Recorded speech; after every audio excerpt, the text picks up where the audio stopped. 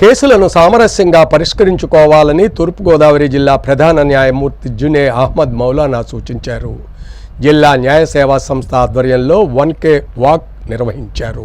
సుదీర్ఘకాలంగా పెండింగ్లో ఉన్న కోర్టు కేసులకు సంబంధించి ఇరుపక్షాల మరియు వారి తరపు న్యాయవాదులు మధ్యవర్తిత్వంతో కేసులను పరిష్కరించుకోవడానికి ముందుకు రావాలని జిల్లా ప్రధాన న్యాయమూర్తి జునేద్ అహ్మద్ మౌలానా పిలుపునిచ్చారు.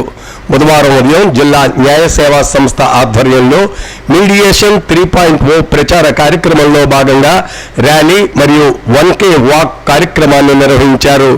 జిల్లా న్యాయ సేవా సంస్థ కార్యాలయం వద్ద జరిగిన ప్రారంభోత్సవంలో జిల్లా ప్రధాన న్యాయమూర్తి జెండా ఊపి ర్యాలీని ప్రారంభించారు. ఈ ర్యాలీ DLSA కార్యాలయం నుంచి బయలుదేరి పుష్కర్ ఘాట్ మీదుగా తిరిగి DLSA కార్యాలయానికి చేరుకుంది. ఈ సందర్భంగా జిల్లా ప్రధాన న్యాయమూర్తి జునేద్ అహ్మద్ మౌలానా మాట్లాడుతూ కోర్టుల్లో కేసులు పెండింగ్ను తగ్గించడానికి, వివాదాలను సామరస్యపూర్వకంగా పరిష్కరించడానికి మధ్యవర్తిత్వ ప్రక్రియపై ప్రజలకు మరియు న్యాయవాదులకు అవగాహన కల్పించడమే ముఖ్య ఉద్దేశమన్నారు. గత కొంతకాలంగా దేశవ్యాప్తంగా నిర్వహిస్తున్న మధ్యవర్తిత్వ ప్రత్యేక ప్రచార కార్యక్రమాలు మంచి ఫలితాలను ఇస్తున్నాయని తెలిపారు. మధ్యవర్తిత్వం ద్వారా పరిష్కారమైన కేసులపై మళ్లీ పైకోర్టుకు అప్పీల్ చేసుకునే అవకాశం ఉండదని, దీంతో